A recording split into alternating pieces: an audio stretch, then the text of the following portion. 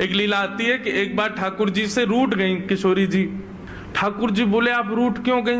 बोले ये नीली नीली मणि आप जो पहन करके आए हो, इसमें एक गोपी का चित्र दिखाई दे रहा है मुझको। ये कौन है? हमसे हूँ रूप गुण सुंदर, ये तो हमसे भी ज्यादा सुंदर है। इसके नेत्र तो देखो कितने प्यारे नेत्र हैं इसके। ठाकुर जी की मणि देख करके श्री जी कह रही हैं, इसकी मुस्कान तो देखो, पता नहीं कहां से तुम्हारे चक्कर में पड़ गई काले कलूटे, ये देखो कितनी प्यारी है। कौन है ये? इसके बारे में मुझे बताओ। मान करके रूठ करके बैठ गई। इतने में ललिता जी आई, किशोरी जी की सखी।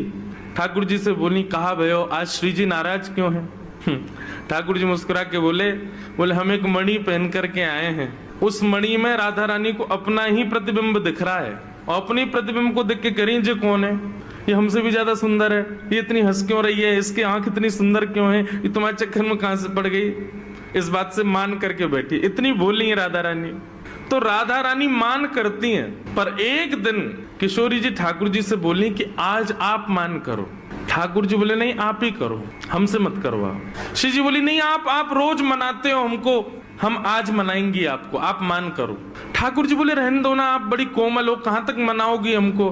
नहीं नहीं नहीं हम मनाएंगी आपको, आप मान करो। ठाकुर जी बोले देख लो हम कर लेंगे। फिर बोले नहीं करो। सोई ठाकुर जी ने मान कर लिया। ठाकुर जी रूठ के बैठ गए श्री जी से। अब श्री जी ठाकुर जी को मना रहे हैं।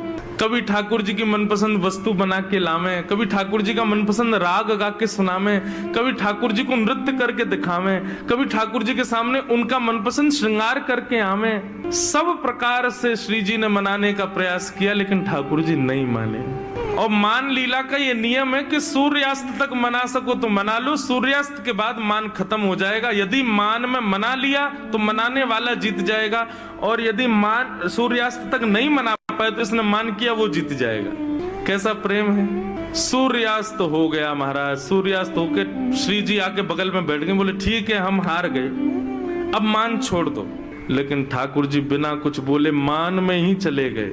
श्री जी बोली ये नियम नहीं है, सूर्यास्त के बाद मान खत्म करना होता है, आप तो मान में ही जा रहे हो। ठाकुर जी कुछ नहीं बोले, चले गए नंद भवन।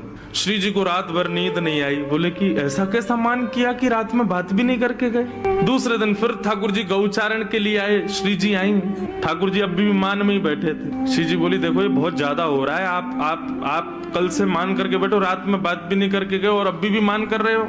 फिर श्री जी मनाने लगी, ठाकुर जी फिर नहीं माने, और रात में फिर बिना बात किए चले गए।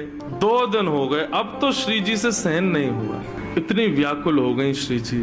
कल तीसरा दिन है, कल अंतिम प्रयास करूंगी, यदि नहीं माने तो मैं यमुना जी में जल समाधि ले लूंगी।